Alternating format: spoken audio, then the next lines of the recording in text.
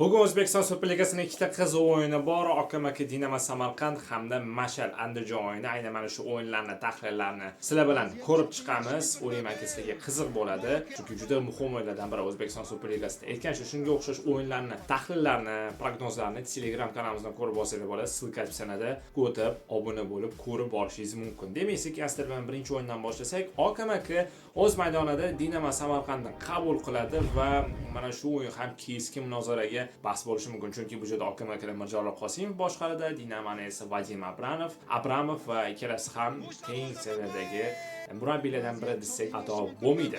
Umuman olganda bu o'yinda qanaqa ssenariy bo'lishi mumkin? Albatta Okamaki o'z uyida o'ynashini hisobga olsak, yaqqol ustunlikka ega bo'lishi mumkin, hujumlar qilishga intiladi, yaxshigina o'yin namoyish qilishi mumkin, pozitsion jihatdan, himoyaviy jihatdan Dinamo Samarqandga qaraganda. Va Dinamo Samarqandni ham esdan chiqarmasligimiz kerak. Vadim Abramov ba'zida rotatsiyalar ham qilib turadi o'yinlar davomida, ya'ni har xil taktikalar qilib jamoalarga ancha bosim tug'dirishi ham mumkin. Qarshi hujumlarda misol uchun, himoyaviy o'yinda ham, lekin bu o'yinda Dinamo Samarqand nisbatan himoyaviy o'yin o'ynasa kerak deb o'ylayman, chunki safarda o'yin o'tkazildi va imkoni boricha kamroq gol o'tkazishga harakat qiladi va mag'lub bo'lmasligi uchun ham harakat qiladi. Umuman olganda biz mana shu o'yinda Okamakini ko'proq e'tibor qilib gaplashadigan bo'lsak, Okamaki qarshi hujumlarda yaxshigina harakat qilishi mumkin. Chap qanotdan, o'ng qanotdan va markazdan yorib kirish xususiyatiga ega. Agarda ular mana shunaqa hujumlarni dastlabki daqiqalardan amalga oshiradigan bo'lsa, bo'sh zonalardan Dinamo Samarqand foydalanishga harakat qiladi va gol urishga imkoniyat paydo bo'lishi mumkin Dinamo Samarqandda.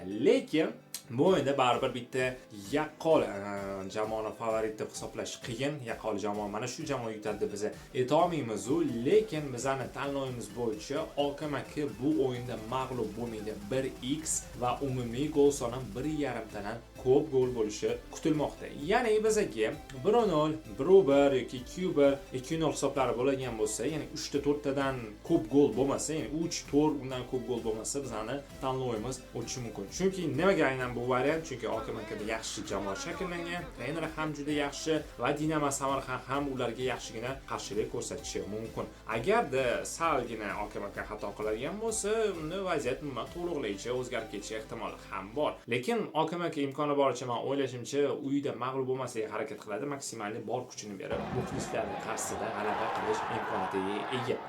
Jo'da chunki Dinamo Samarqand ham safarda o'ynayapti, shuni ham hisobga olgan holatda mana shu tanlovga keldik. Yana o'yinni kuzatamiz, balkim bu narsa yanada o'zgarib ketishi mumkin. Lekin bizning tanlovimiz shu: Okamaki mag'lub bo'lmaydi 1x va umumiy gol soni 1.5 tadan ko'p gol bo'ladi. Lekin bu o'yin Okamaki Dinamo Samarqandga o'xshab ochiqroq bo'lishi qiyin, chunki ikkala jamoa maksimal himoyaviy tartibli o'yin ko'rsatgan holatda o'zini hisobini, ya'ni hisobni ushlashga harakat qilishadi, imkoni boricha tavakkal qilmaslikka harakat qiladi. Misol uchun Mashal o'z uyida o'ynashini hisobga oladigan bo'lsak, nisbatan himoyaviy o'yin ko'rsatadi, hujumga qaraganda himoyada yaxshi harakat qiladi va gol o'tkazib olmaslikka imkon yaratishga yanada yaxshiroq harakat qiladi. Plus gol o'tkazib olmasligi. Va bu joyda biz Andijonni hisobga oladigan bo'lsak, Andijon ham safarlarda yaxshi qarshilik ko'rsatgan jamoalarga va ular ham deyarli mana shunaqa o'yinni himoyaviy uslubda. Shu sababli bu o'yin, ya'ni mana shu ikkala klubdan biz ochiq futbol ko'rmaymiz va imkoni boricha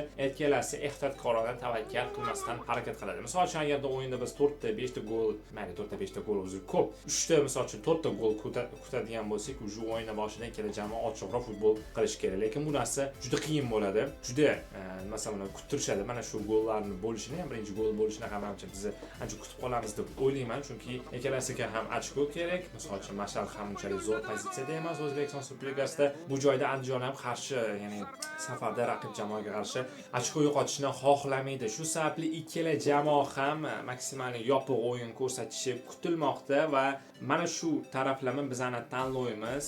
Aynan bitta jamoani ko'rsata olmayman. Mashal misol uchun gol uradi birinchi gol yoki Andijon birinchi gol uradi deb men ko'rsatishim qiyin. Agarda misol uchun Mashal sal hujumkorona vaziyatni yaratadigan bo'lsa, hujumkorona sal o'ynab qolsa, ochiq zonalarda misol uchun Andijon harakat ko'rsa bo'ladi yoki teskarisi bo'lishi mumkin. Lekin qaysi birinchi gol urishi ham juda qiyin. mana himoyaviy passivroq o'yin qilsa kerak deb o'ylayman. Shu sababli bizning tanlovimiz aynan bu o'yinda umumiy gol soni 3,5 tadan kam bo'ladi, ya'ni 3 ta 4 ta gol bo'lishi kerak emas, shunchaki kichkina minimal hisoblab olgan bo'lsa, mana shu tanlovimiz o'tadi. Ya'ni 1-0, 1-1, 2-1, 2-0 va mana shunga o'xshash minimal hisoblar bizga kerak bo'ladi. Ya'ni misol uchun 1-2 ham albatta bizning tanlovimiz o'tishiga yordam berishi mumkin. Nimaga? Chunki nimaga o'zi bu narsani tanladim? To'g'risi ikkala jamoaning imkoniyatlari ham teng, himoyaviy uslubda harakat qilishadi. Shu sababli bizning tanlovimiz mana shunaqa bo'lmoqda. Umumiy gol soni 3,5 tadan kam. Va umuman olganda bu ikkala muhim o'yinni biz hozir tahlilini ko'rib chiqyapmiz. Endi yana bir marta sizlarga qaytarib o'taman yakuniy ekspresslarimizni, yakuniy tanlovlarimizni desak to'g'ri bo'ladi.